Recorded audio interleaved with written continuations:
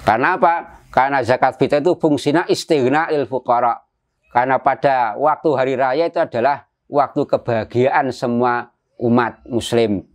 Maka kapan waktunya? Yaitu ya ketika tanggal 1 Syawal itu agar semua orang bahagia. Yang lebih utama membahagiakan itu ya pada tanggal 1 Syawalnya itu. Sehingga yang paling utama orang itu mengeluarkan zakat fitrah itu ya pada pagi hari menjelang sholat raya Idul Fitri. Makanya ulama-ulama terdahulu itu biasanya membagikan zakat fitrah itu ya ketika di pagi harinya itu, ketika hendak melakukan sholat Idul Fitri.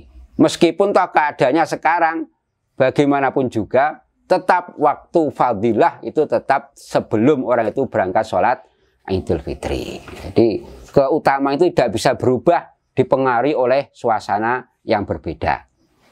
Ada pula waktu makruh, yaitu setelah sholat Idul Fitri sampai sebelum terbenamnya matahari, itu makruh.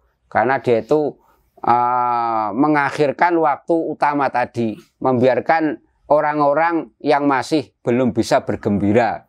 Karena fungsi zakat fitrah kan menggembirakan fakir miskin, ya dia itu mengakhirkan, berarti kan ada orang-orang fakir miskin yang belum bisa bergembira ketika hari raya Idul Fitri tersebut. Itu makanya orang yang mengakhirkan sebelum sampai terbitnya terbenamnya matahari, maka hukumnya adalah makruh, dia itu mengeluarkan zakat fitrah atau membagikan zakat fitrah.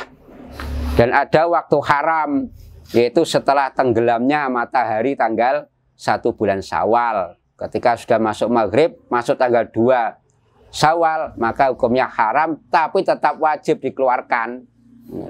Mengeluarkannya haram karena dia mengakhirkan pengeluaran zakat fitrah, tapi tetap beban kewajiban harus ditunaikan. Itu waktu yang terkait tentang pelaksanaan zakat fitrah. Makanya orang-orang itu biasanya karena kehati-hatian ketika masih pertengahan Ramadan itu sudah mengeluarkan zakat fitrah. Adapun orang yang lain mengambil sisi keutamaan, wah besok saja malam hari raya, ataupun menjelang sebelum berangkat sholat Idul Fitri untuk mencari ke waktu yang paling utama. Namun sebetulnya ya waktu selama Ramadan itu juga sudah boleh untuk mengeluarkan zakat fitrah.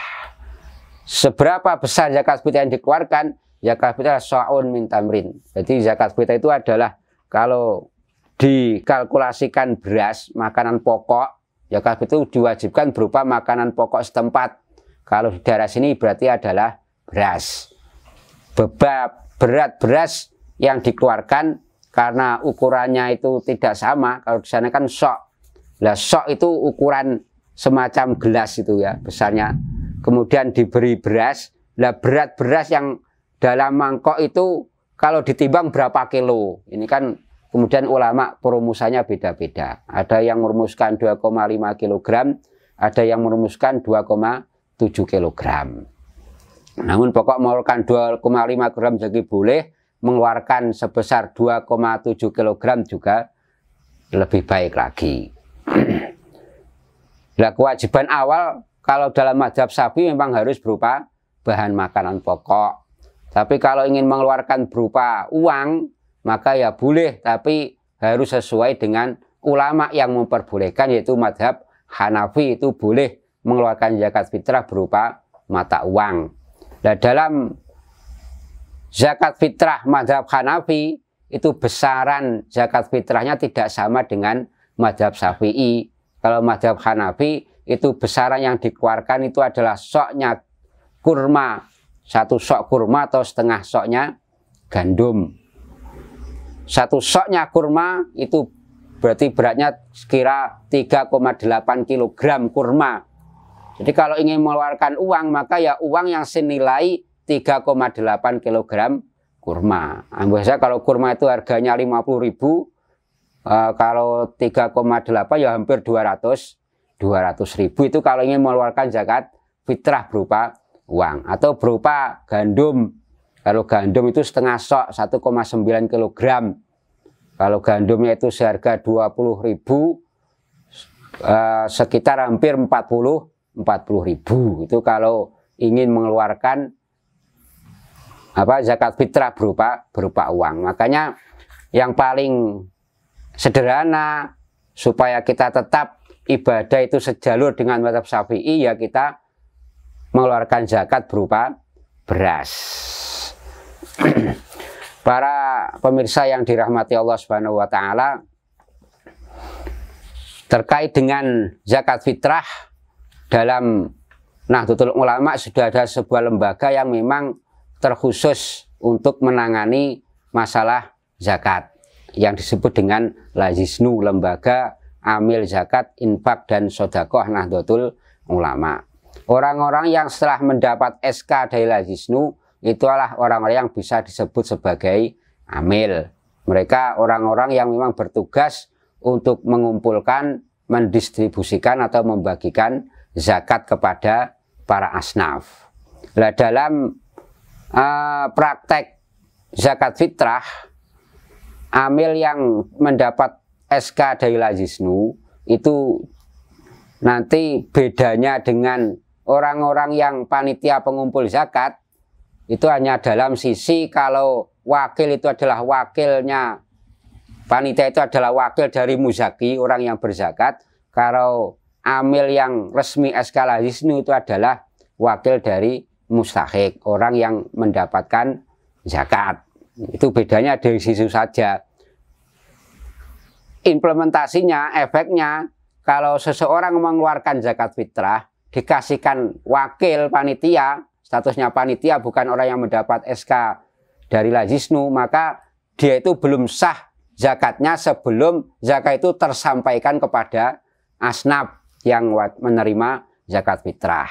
Tapi kalau zakatnya itu dikasihkan kepada amil yang sesuai, yang mendapat SK dari Lajisnu atau yang lain, maka sudah sah ketika diberikan kepada amil tersebut. Bedanya dari situ saja. Ya boleh, wakil juga boleh, lewat amil juga boleh. Diberikan sendiri malah lebih bagus. Itu kalau dalam zakat fitrah. Karena wujud membersihkan diri, supaya dia itu bisa ada rasa tanggung jawab, punya rasa bagaimana perasaan seseorang membersihkan dirinya, memberikan zakat fitrah kepada orang yang diberikan, asnaf yang diberikan. Itu malah dalam zakat fitrah itu lebih afdal seseorang itu memberikan dengan dirinya sendiri, tidak lewat wakil, juga tidak lewat amil. Itu kalau dia tahu mana orang fakir, mana orang miskin. Dia tahu saudara itu miskin umpamanya, pendapatannya ya sehari-hari kurang, hartanya juga tidak mencukupi, maka dia kasih sendiri kepada saudaranya tersebut, tidak lewat wakil panitia, juga tidak lewat amil. Ini sah dan lebih bagus, afdal kalau menurut ulama. Atau dia tidak tahu mana orang fakir, saudara sekitarnya orang kaya, tetangganya orang kaya. Nanti kalau dia kasih ternyata keliru, ternyata dia orang kaya, maka ya lebih baik ya diberikan kepada wakil panitia atau kepada amil zakat. Nah, itu proses dalam pemberian zakat fitrah.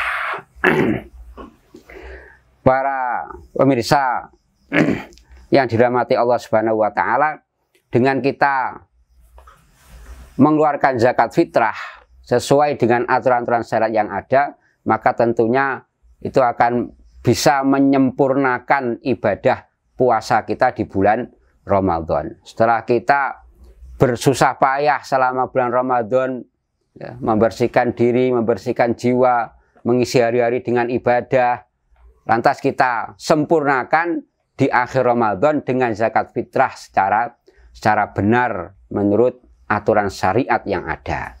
Makanya masyarakat itu selain kita fahamkan dalam masalah puasa, juga wajib bagi kita memahamkan kepada orang yang belum mengerti tentang bagaimana zakat fitrah yang ada. Baik tadi berupa waktu, berupa besar kisaran zakat yang diberikan, ataupun bagaimana proses kita memberikan zakat fitrah. Karena ilmu syariat itu harus tetap dijalankan. Kondisi apapun, syariat itu ada sebagai jalan untuk memberikan suasana kehidupan masyarakat menjadi lebih baik. Nahdlatul Ulama tampil di masyarakat itu adalah untuk istilahnya menyebarkan syariat yang sebenarnya kepada seluruh masyarakat. Makanya tidak boleh seorang memvonis harus begini. Umpamanya saja harus lewat amil, tidak boleh lewat wakil, atau tidak boleh dikasihkan sendiri, tidak bisa. Syariat harus tetap kita berlakukan sebagaimana mestinya. Itu fungsi daripada kenapa syariat Islam itu mengatur semua tingkat ibadah para hambanya. Semoga bulan Ramadan ini betul-betul kita menjadi pribadi yang sempurna setelah sampai selesainya bulan Ramadan dan masuk bulan Syawal dalam keadaan fitrah, bersih, baik bersih dalam diri kita, bersih dalam hati kita. Semoga kita mendapatkan rahmat dari Allah Subhanahu wa taala. Amin Allahumma amin ya rabbal alamin. Mungkin itu saja yang kami sampaikan.